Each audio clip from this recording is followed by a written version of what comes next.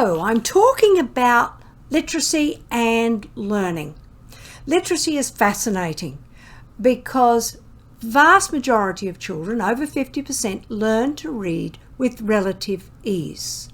As we go down the scale of learning, and it's the scale of language challenges that limits children, we as teachers have to be far more aware of what is required to teach our children to read. Now again, here's the challenge. Some will pick up learning just by teaching decoding. I have specialised in teaching children who sit in the lowest 10 and even 5th percentile of language challenges. And what that does is makes me aware of many challenges that most teachers are not aware of. Because when you're teaching children who sit on the 1st and the 2nd percentile of language development, we as teachers cannot get one or two things right. We have to have every component of literacy learning correct to have these children be successful. And this week I've been reading the book How We Learn by Stanislas, and I cannot even pronounce his last name, but he has done TED Talks on learning and literacy.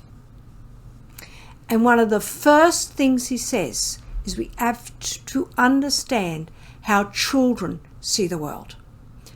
Our learning or our teaching has to be child-centered education.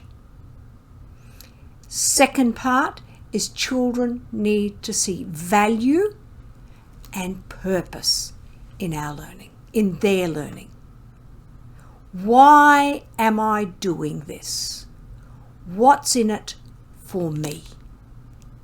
And when we start to work from that point of view, child-centered and value, we're dealing also with memory for children.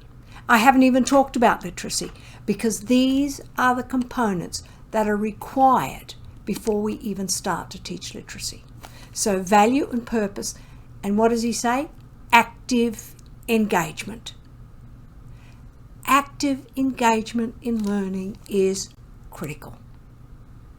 How do we know a child is actively engaged? That's a difficult one, but are they just repeating what we're saying? We have to check out their body language, their response, their thinking. There's no measure of is the child actively engaged. And we can't do a simple test to see if the child is actively engaged. But active engagement is critical. And finally, what does he talk about? He talks about sleep. He says when we sleep, we allow the brain to put together all the learning that has happened during that day in a sequence and shift it from short-term memory to long-term memory. So all of these components start before we even talk about how we're teaching or what we're teaching our children to read. They are not optional extras. They are fundamental to learning to read. And my story, the book Reversed to Memoir, gives the foundation of my son Nicholas's learning, which happened so long ago, and I unwittingly did all these things for a child who they described as the worst child I'd seen in 20 years of teaching. The expectation for my son at age 6 from people was 0. So to teach him required ticking all the boxes of purpose and value, engagement, and shifting memory from short-term to long-term during sleep. Connect with me. I'm Lois Lechford. I'm the author of the book Reversed to Memoir, and I'm a literacy problem solver. Thank you.